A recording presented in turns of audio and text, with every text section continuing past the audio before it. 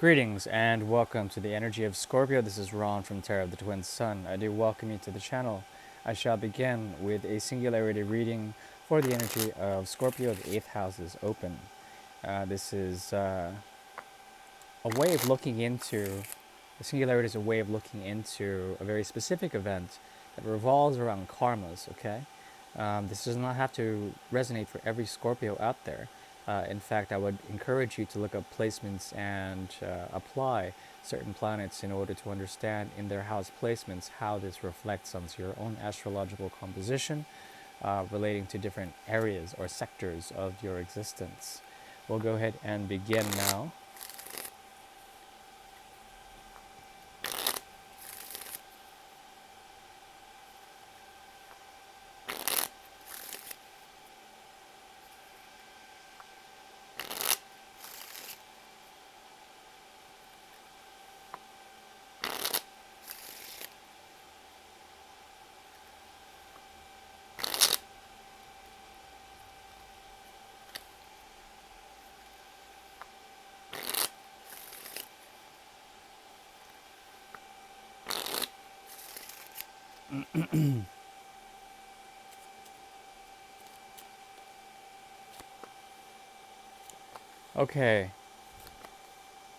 Okay, interesting.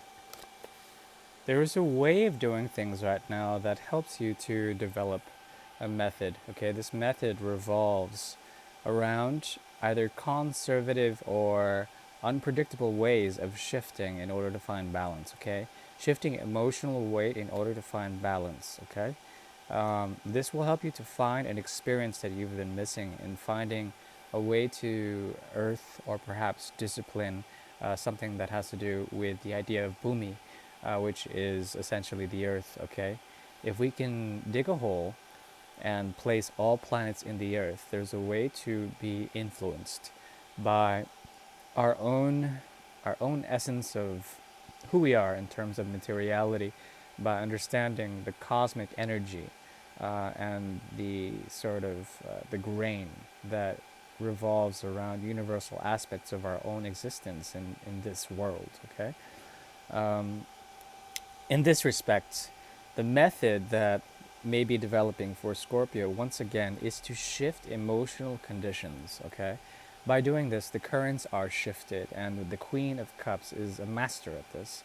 However, the king that the queen is going after essentially has a hidden truth, something behind the back, behind the head.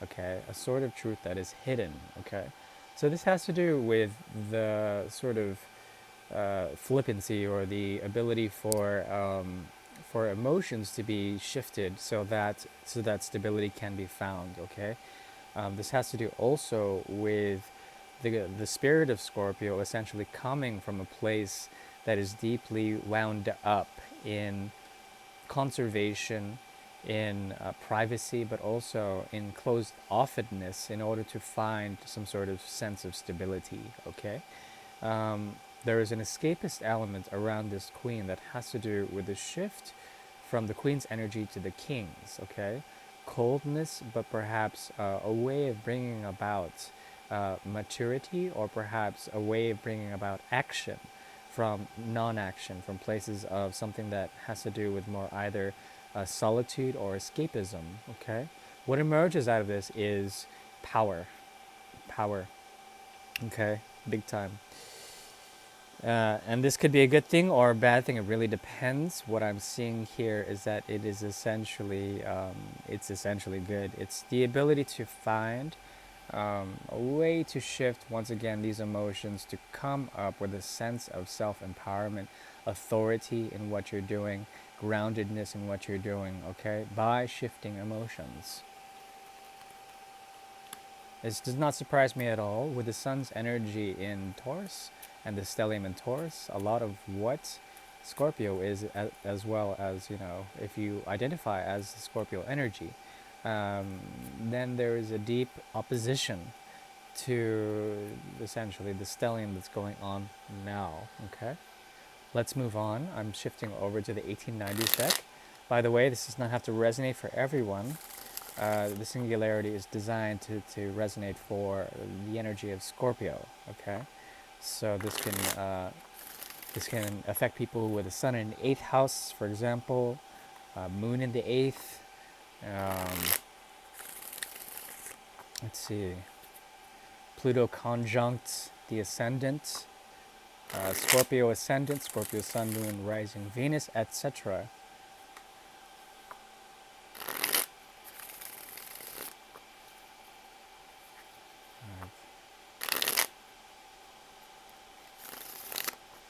6. That's right. Okay. Here we go. Okay. Interesting. Okay. The future outcomes here and the past. Okay. This has to do with an intense type of solitude, and in this solitude emerges the queen, or rather the high priestess. Okay. High priestess and the hermit are here. These are archetypes, essentially, of the great silence that exists in edemechia, in resolve, in detachment. Okay, um, and these are very solitary characters. I mean, most characters are solitary, indeed, on their quests within the major arcana.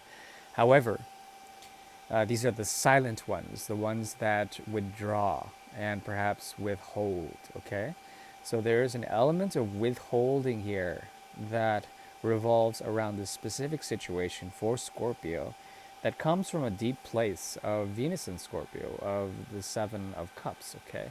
Which is essentially a way of intensity in the dream world, and being polarized enough to gravitate from one cup of expectation to another. Okay.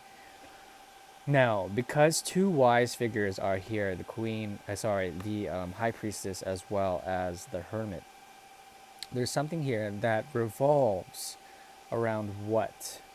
Around the path to justice. Justice that has to do with your own realities, how they have been somewhat halted in terms of total fruition. What you're looking for is a way to balance out two different options in order to find, um, and both options are good, in order to find a sense of order. It seems very chaotic, okay? Um, and this is something that you want to come back to in order to find a sense of strength before it comes and bites you in the ass. This whole path has been dark, but also somewhat light enough to show the rising and falling star of Venus, okay, Luciferian sort of subjectivities here that have to do with change dynamics, as well as a possibility of some form of enlightenment. Okay, this enlightenment comes from a great darkness, a great need to understand the realm of disorder, the realm of information that can be extremely debilitating, for especially the energy of Pisces or Virgo, that axis in particular. And we have that here. We have that here. We have the energy of Pisces and the High Priestess, for this reading at least, as well as the energy of Virgo. Okay, this axis, the 6 and the 12, revolves around the sea of information and the sea of knowing in the realm of Maya, and the abstract world becoming analyzed and perfected in a way through the hands of Virgo. Okay, very healing this is, but also extremely lonely, and something about it crowns on the crown of the diadem of the high priestess. That is the need to find some semblance, some semiotic relief, some sort of way into realized ways of good health that are coming, into being here. Okay, it could be that the high priestess, she knows something about past and future, but she stays currently in the present. Okay, past revolves around a type of, once again, the eight of rods keeps showing up, a type of empowerment that you've encountered before, that is the very essence of Scorpio, through polarized ways of doing things. Okay, choosing one over the other, being very attracted to one thing. Okay, this could deal with the idea of attraction, but what is under the high priestess is the need for an inner child to parlay with the past, or parlay with the path of the hermit, which is an old school way of etimetia, of resolve, of coming into oneself by withdrawing and becoming extremely detached, but also Virgoing, okay, untouched by society, in order to preserve a sense of what the high priestess is sitting on, okay, what she is grounded by, okay, which is the idea of good health mostly, but also a type of work ethic that revolves around the axis of Pisces, that is Pluto, yeah, no, that is Neptune, and Virgo, which is Mercury. So Neptune and Mercury are oscillating to produce a type of exploration of the dream world in order to bring forward a type of work ethic, a type of energy source here with the Eight of Pentacles that synthesizes two ways of fixed, perhaps cardinal yet fixed sort of drive, okay? Dual drives, dual ambitions, okay? And this harkens back to a number of things, at least in my mind. But what I'm seeing essentially is a way for the high priestess to look beyond the work, okay, into a potential new sort of sun energy here, tied with the Six of Rods, a rite of passage that has to do with even more withdrawal, okay, going into further the darkness and the emotional sort of catharsis that comes in crisis, okay, the Five of Cups, crisis. Um, so she sees this. She knows that after the work, there's going to be some form of crisis that comes by meeting others that sort of reflects especially the idea of Pluto in Scorpio generation. Okay, generation. This is a rite of passage.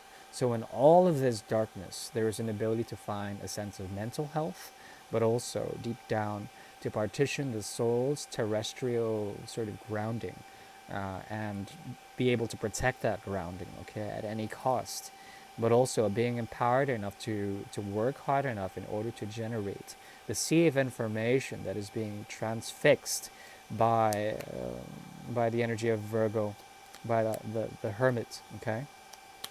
Moving from the 6 to the 7, or the 9 to the 8, into a type of greatness, okay?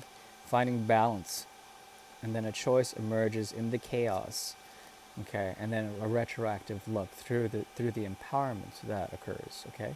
So fairly esoteric reading. As far as advice goes, when it comes to the work, you have to choose one project or another and stick with that. The rest will come to you in a parallel sort of dimensionality. It will come and correspond with your efforts that have to do with conservation.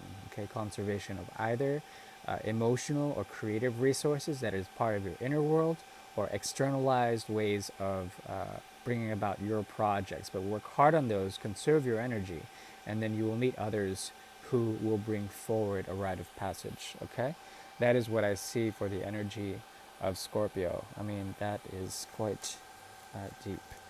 But I wish you well, and please toss that like or subscribe if you will. I do thank you for the continued support of the channel and my work, and I shall see you possibly in the next fortnight for the Great Mirror.